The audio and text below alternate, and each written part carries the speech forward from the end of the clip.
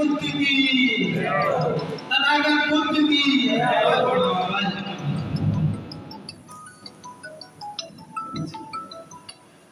सर्वप्रथम तथागत बुद्ध को नमन करते हुए महान अशोक सम्राट ज्योतिबा फुले माता सावित्रीबाई फुले, छत्रपति साहू जी महाराज, ललित सिंह यादव, रामा स्वामी नायकर, कबीर साहब, सभी बहुजन महापुरुषों को नमन करते हुए आज जो ये बुधगुना में औरैया जिला में कार्यक्रम रखा गया, युवा साथ संगठन के द्वारा सामाजिक जागरूकता अभियान सम्मेलन। युवा साथ संगठन, आप लोगों को बता दें, कोई भी संगठन बनता है तो उसका बायलॉज होता है, उसका कानून होता है। बायलॉज यानी कानून। बैठिए, बैठ के थोड़ी देर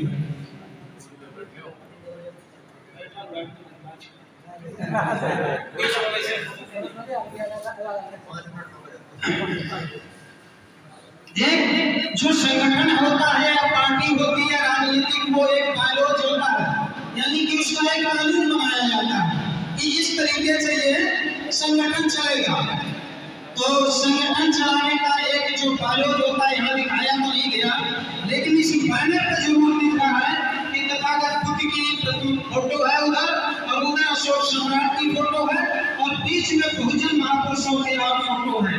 तो इससे सिद्ध हो रहा है कि ये जो बहुजन महापुरुषों ने अपना बलिदान दिया, हम लोगों के लिए सम्मान दिया, एक प्रेरणा दी, एक रास्ता दी, उस रास्ते से ये संगठन चलने के लिए तत्पर है, लगातार चल रहा है।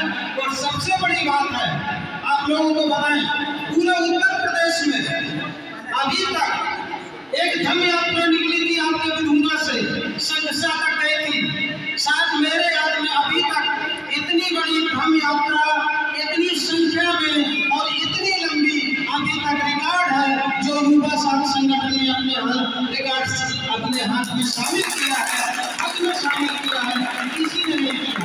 और उसकी ताकत को आप जानते हैं, उस जो आपने संगठन दिखाया था, धम्म यात्रा दिखाई थी, उसकी ताकत को आप लोगों को जानकारी है?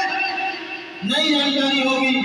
ये पक्ष विपक्ष की कहानी घुमा के चला के लोग पकड़ लेते हैं और हमारे लोग पकड़ लेते हैं और बीच में लगा रहते हैं। इसमें राजनीति में बहुत बड़ा फायदा मिला दोस्तों, बहुत बड़ा। आज पार्टियां टिकटें देती घूम रही साथियों को इसी धम्म यात्रा की ताकत की वजह से। ये मैं झूठ नहीं कर रहा, ये मैं सर्च करता हूँ और ये मैं चैलेंज करता हूँ, अगर कोई कहता है कि नहीं ऐसा नहीं। और ये साथ संगठन मतलब किसी विवेक का नहीं, साथ संगठन जो ये है, दुनिया की वो विचारधारा है, दुनिया की वो ताकत है। हर देश को झुकना पड़ता है इस साथ संगठन की ताकत के अंदर, इसलिए आप लोग अपनी ताकत को समझिए। अभी विवेक भाई आप लोगों को बता रहे थे आरक्षण के विषय में, तो आरक्षण के विषय में हमारे बहुजन महापुरुषों ने बीपी मंडल थे, जिनका नाम बीपी मंडल यादव थे, गंजेश्वर नाम था, उन्होंने अगुवाई करी पिछड़ों की जो 27% आज आप लोग आरक्षण ले रहे हैं, तो उन्होंने ही ये प्रस्तावना प्रस्तावित की थी, पिछड़ों के लिए आंदोलन किया था। आप लोगों से मैं यही अपील करूंगा, इन बहुजन महापुरुषों को आप लोग पढ़िए जरूर और जानिए जरूर कि इन्होंने हमें क्या दिया। मेरा चैनल है, उसे चैनल सब्सक्राइब कर लीजिए, कमलेश कुशवाहा 563। इस पर मैं सभी बहुजन महापुरुषों, 150 बहुजन महापुरुष हैं, और इसी के अनुसार आंदोलन ये चलाना पड़ेगा आप लोगों को, तब आप लोग पूरे दुनिया और देश में पहुंचेंगे। और ये भारत में पहुंचना बहुत जरूरी है युवा साथ संगठन। चलिए आगे चर्चा करते हैं। ये तस्वीरें आप लोग लगी है, एक जो अशोक सम्राट को तो आप जानते हैं, यानी कि 84,000 स्तंभ बनाने वाले, दुनिया में बुद्ध धर्म का प्रथम प्रचार करने वाले, आज जो बुद्ध धर्म को जान पा रहे हैं तो वह अशोक सम्राट की देन है। इसी वजह से आज हम लोग जान पा रहे हैं कि बुद्ध धर्म, क्योंकि जहाँ भी खुदाई निकलती है, खुदाई होती है, तो वह सब जगह शिलालेख निकलते हैं, तो उनकी देन है। आगे चलते हैं शिक्षा की सेंध।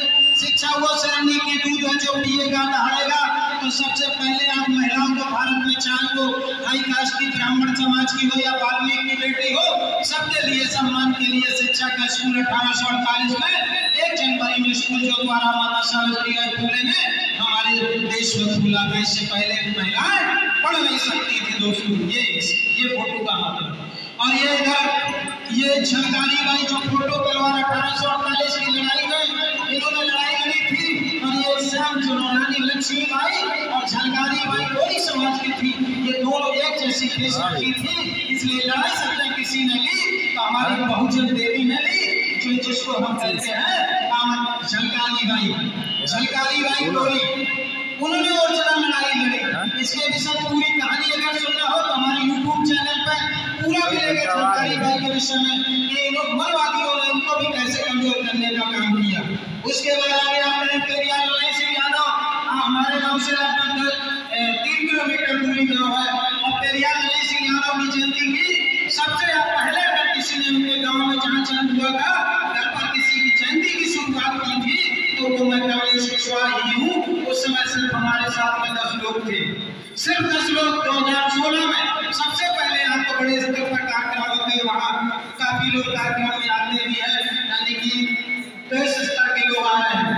फिर उसके बाद ये अमनतीबाई लोग भी, इन्होंने भी लड़ाई लड़ी 1848 उनकी। उसके बाद ई.वी. रामास्वामी जो दाढ़ी रखाए हैं, जो ये दाढ़ी रखी आपको दिख रहे हैं, ये ई.वी. रामास्वामी है, ध्यान रखिएगा। और ई.वी. रामास्वामी ने इस भारत में मूलवाद की जड़ उखाड़ने का काम किया, जो सच्ची रामायण की वो ई.वी. रामास्वामी ने दी। दोस्तों इनको पेरियार कहा जाता है, ई.वी. रामास्वामी, और ये पेरियार नरसिंह यादव के गुरु थे, और इन्होंने हिंदी में अनुवाद किया था ई.वी. रामास्वामी की पुस्तकों का, जिसमें सच्ची रामायण की चाबी उस पुस्तक का नाम था, वो लिखा था पेरियार नरसिंह यादव ने। फिर कबीर साहब है, कबीर साहब को आप लोग सुनते रहते हैं, उन्होंने अपने हाथ घुमा के मनमानियों पर परिहार किया। और इसके बाद बाबा साहब अम्बेडकर साहब जिन्होंने 5 प्रतिज्ञाएं दी, भारत का संविधान, इस भारत की जो आज कानून व्यवस्था है उसको हम लोगों को दिया।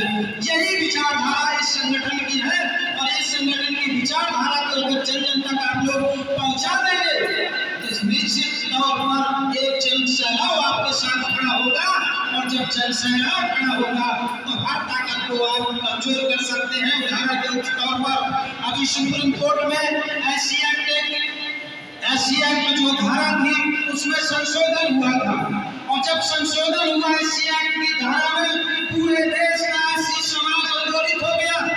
और जब आंदोलित हो गया तो उस कानून को, उस संशोधन को भी वापस सुप्रीम कोर्ट को लेना पड़ा था। इसलिए आप लोग भी ऐसी ताकत बनाइए, युवा साथी संगठन के साथियों, आपकी तो दुनिया में तक पहचान है, दुनिया में लोग जानते हैं, इसलिए आप अपनी संगठन की तैयारी कर लीजिए। अब जरूरत क्या है हमारी सामाजिक जागरूकता सम्मेलन की, क्या चाहिए? इसके माध्यम से, युवा साथी संगठन के माध्यम से सामाजिक जागरूकता क्या जरूरत है? समझिए, थोड़ा ध्यान दीजिए, सामाजिक जागरूकता की क्या जरूरत है? सामाजिक जागरूकता की ये जरूरत है साथियों, मैं आप लोगों को बता सच